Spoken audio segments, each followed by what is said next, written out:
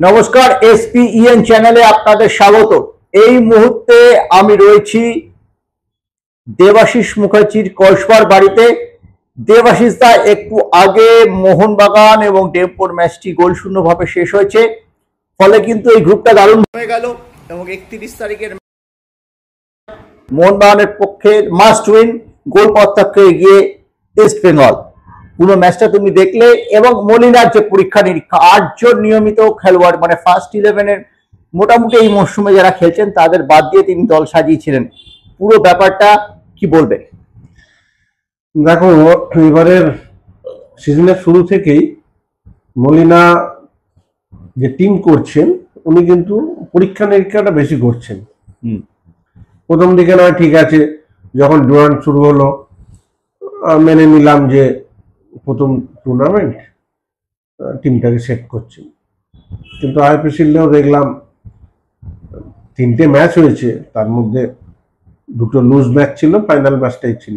সেখানেও দেখলাম টিমের অল্প বিস্তর উনি চেঞ্জেস করেছেন, এক্সপেরিমেন্ট করছেন। তো ন্যাচারালি আজকে যে জায়গাটা হঠাৎ করে এলো, মানে আমি টিম লিস্টটা প্রথমে দেখে একটু অবাক হয়ে গেলাম যে একটা সেট টিম থেকে কি করে 7জনকে সরিয়ে একটা টিম উনি করেন। 2-3জন করে চেঞ্জেস হলে ঠিক আছে, সেটা মানা যায়, সেটাই আমরা নর্মালি দেখে এসেছি। কিন্তু হঠাৎ করে 6 থেকে 7জন চেঞ্জ, আমার একটা কথা হচ্ছে যে একটা টিমকে প্রতিটা কোচ সেট করে, টিমটাকে সেট করে। আমরা পৃথিবীর নানা জায়গায় নানা লিগ আমরা দেখেছি, কোচেরা টিমটাকে সেট করে, সেই টিমটা চট করে চেঞ্জ করে না। যে কোনো টিমের এগেনস্টেই খেলা হোক না কেন, একটা কি দুটো হয়তো চেঞ্জ করলো, কিছু সিস্টেম চেঞ্জ করলো, কিন্তু এই ওভারঅল চেঞ্জ করে দেওয়া, ডিফেন্স চেঞ্জ করা, মাঝমাঠ চেঞ্জ করা, ফরওয়ার্ড চেঞ্জ করা, মানে একটা অদ্ভুত ব্যাপার, মানে পুরো সার্কাস। আমার অবাক লাগছিল আজকে টিমটা দেখে, সার্কাস। ফরওয়ার্ডে কে? পেত্রাতোস আর কামিন্স। পেত্রাতোস সারাক্ষণ ডিফেন্সে আসছে, ডিফেন্স থেকে বল নিচ্ছে, এসে নিয়ে যাচ্ছে। তা পেত্রাতোস যে ডিফেন্সে এসে বল উপরে গোলটা কে করবে? মানমিন নেই, কোলাসো নেই, অনিরুদ্ধ থাপা নেই, আপুইয়া নেই, সাহাল একমাত্র মাঝমাঠে, সেখানে সূর্যবংশীকে তুমি খেলিয়ে দিচ্ছ। দীপক টাঙ্গি, সে দেখলাম যে স্টপারের মাঝে আছে, খেলছে মাঝে মাঝে, 3টে স্টপার হয়ে যাচ্ছে। দীপেন্দু বিশ্বাস, টম আর হ্যাঁ টাঙ্গি, আর দুদিক দিয়ে 2টো উইং উঠছে, এদিক দিয়ে অভিষেক, এদিক দিয়ে আশিস রায়। আমি বুঝলাম না কিভাবে উনি মাঝমাঠটাকে যদি না কন্ট্রোল করা যায় মডার্ন ফুটবলে, মাঝমাঠ কন্ট্রোল না করলে সেখানে তুমি খেলাটাকে কন্ট্রোলে আনতে পারবে না। এটা মানে অদ্ভুত লাগলো। এবং পরে সেকেন্ড হাফে উনি পর চেঞ্জ করতে আরম্ভ করলেন। আরে আমি লাস্ট 10 মিনিট 15 মিনিটে চেঞ্জ করে আমি কি খেলাটা তখন অলরেডি অপোনেন্টের কাছে চলে গেছে, ডিফেন্স করতে করতে তারা একটা সিস্টেম করে ফেলেছে, ওইখানে আর দাঁত ফোটানো যাচ্ছে না, কোনো ওপেনই করতে পারেনি। দূর থেকে কয়েকটা শট মেরেছে, গায়ে লেগেছে, বারের ওপর দিয়ে গেছে, এ হয় না এরম ভাবে। আর আমি বলবো ডেপো টিমের বাচ্চা ছেলেগুলো যথেষ্ট লড়েছে, দারুণ খেলেছে, প্রতিটা ছেলে লড়াই করেছে।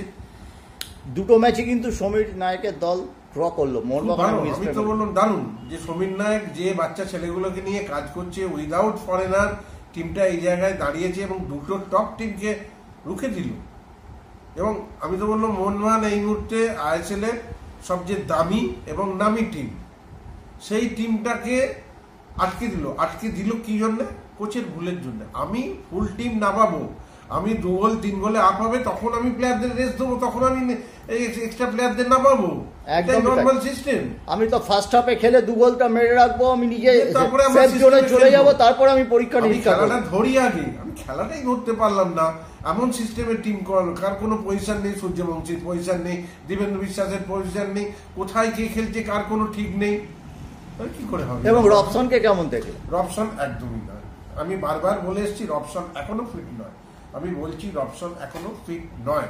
হচ্ছে মিগুয়েল ইস্ট বেঙ্গলের অনেক বেটার ফুটবল খেলছে, তো ন্যাচারালি রবসনকে দিয়ে আমি জানি না, এরা তো বড় প্লেয়ার, ভালো খেলে এসছে, ডেফিনেটলি এরা ভালো খেলতে পারবে, কিন্তু এই মুহূর্তে রবসনকে সেই জায়গায় দেখছি না, যে জায়গায় আমরা আশা করেছিলাম এতগুলো ম্যাচ হয়ে যাওয়ার পর।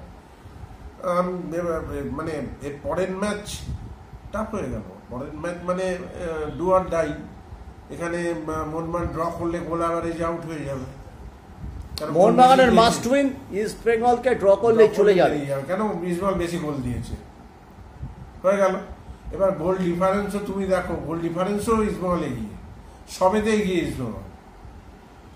তাহলে এখন না গোল ডিফারেন্স 2, হ্যাঁ 6 নিশ্চয়ই 4, আজকে 4 গোল করেছে, 4-2 +4 আছে, হ্যাঁ, আর এদের +2।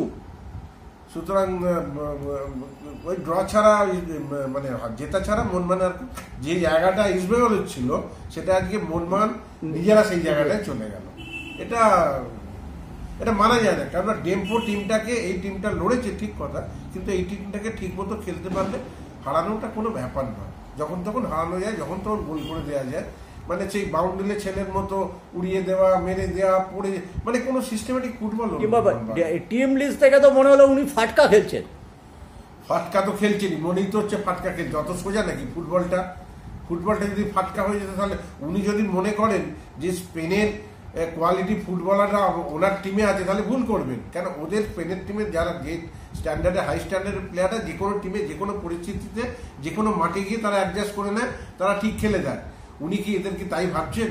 অত সোজা আমি যাকে তাকে নামিয়ে দেবো বা সে এসে টিমের সঙ্গে অ্যাডজাস্ট হয়ে যাবে? তাহলে তো স্যার ফার্স্ট 11-এ থাকতো। তো ন্যাচারালি আজকের এই ডিসিশনটা মেনে নেওয়া যাচ্ছে না, একদমই মেনে নেওয়া যাচ্ছে না। অনেক ধন্যবাদ দেবাশিস দা।